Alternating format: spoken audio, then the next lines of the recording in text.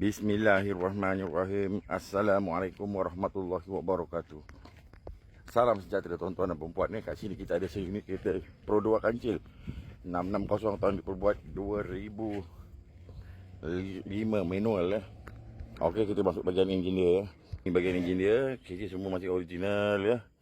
Enjin masih original, semua sepat masih dalam keadaan standard mandate lagi.